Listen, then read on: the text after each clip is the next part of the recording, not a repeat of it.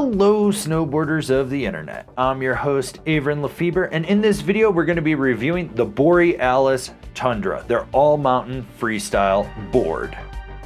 This board features a cam rocker camber profile, so you're going to have camber through the inserts, then rocker in the tip and the tail. This is going to give you all the load, pop, snap, and drive of traditional camber, but you're going to have that ease of entry in and out of turns from that rocker, as well as more optimal powder float and a better spot to press it on.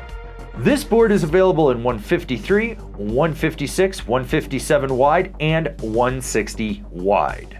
I rode this board at Copper Mountain on a day that had overcast skies, a light dusting of pow, baked leftover pow, chopped chunder, ice, crust, perfect groomers. It was kind of just a mix of everything, and I rode it with my Rome Black Label bindings and my K2 Thraxis boots. When it comes to the overall flex of this board, there's nothing mind-blowing about it. It's just your middle-of-the-road, all-mountain freestyle flex. You got more play out in the tips, that's accentuated by that rocker zone, and right where that rocker meets the camber, it stiffens back up through the middle of the board with a fair amount of torsional flex. You can ankle steer this if you really want to. Now, on the stability side of things, it's stable to a point. Groomers, not going to be a problem, but you get into some super rutted out terrain, keep your knees bent and pray to whatever deity you worship. For me, it's Cthulhu. Why? Because those tips start to flap and they have so much flex that they bend up and it sends all that reverberation right back under the inserts. It's a lively board that does not dampen as well as others in this category. So like I said, keep your knees bent, shouldn't have a problem. Pray to your deity, shouldn't have a problem. And just kind of go with it from there. So with this board being cam rocker, you got a slightly elongated rocker compared to other boards. This just means that you've got more surface area when you roll back on the tail to get it to spring. You don't have to be really calculated with it. You can just sort of be lackadaisical and it'll go back and then it'll spring. You're gonna get up in the air. It's not the poppiest thing out there, but it's consistent. It's nice, like it's predictable. Now, when I did ride this, it was a little too early for jumps, so like what they had were kind of questionable at best. It'll handle small to medium stuff. I think anything over 30 feet, you're probably gonna want something a little beefier, but did okay popping off the lip. It wasn't mind-blowing. It gets the job done. It's consistent. You're like, oh, okay, yeah, hey, I'm on it, but it's not like, ooh, I'm going to the moon, or I'm taking it deep in the landing. You'll make it past the knuckle, which is good. A lot of people are landing on knuckles these days, so you don't have to worry about that. You know what you need to do? You need to give this video a thumbs up because that feeds the algorithm.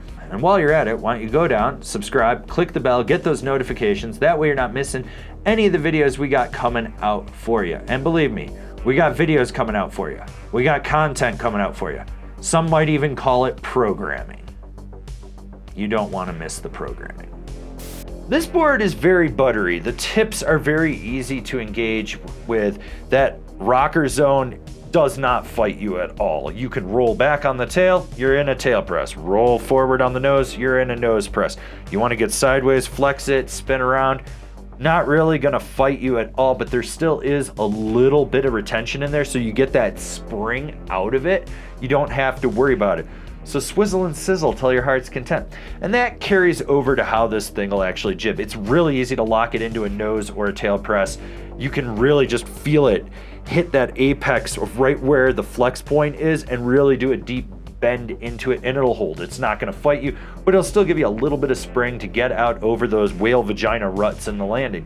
When you go sideways, it cradles right around the feature, it locks in, it hugs it perfectly. You're not going to have to worry about it. It gets the job done.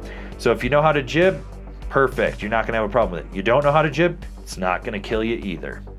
This board is very effortless with its edge engagement. It rolls from toe to heel back and forth with no effort whatsoever. You can just go on autopilot with this board.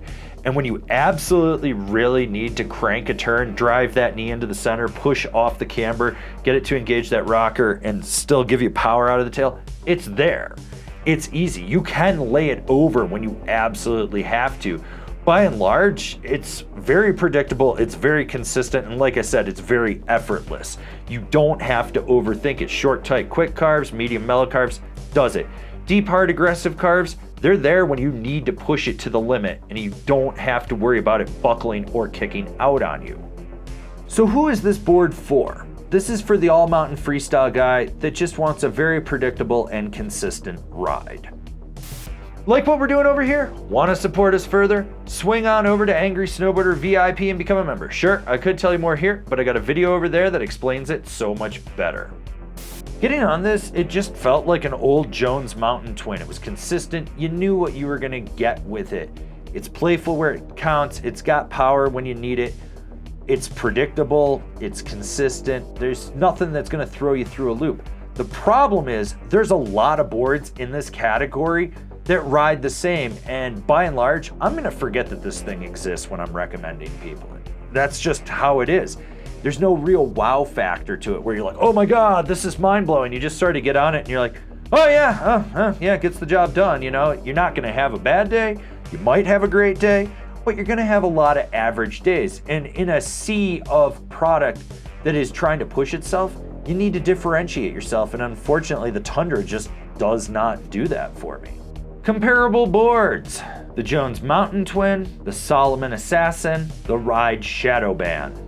Binding recommendations: the Union Force, the Ride C6, the Rome Vice.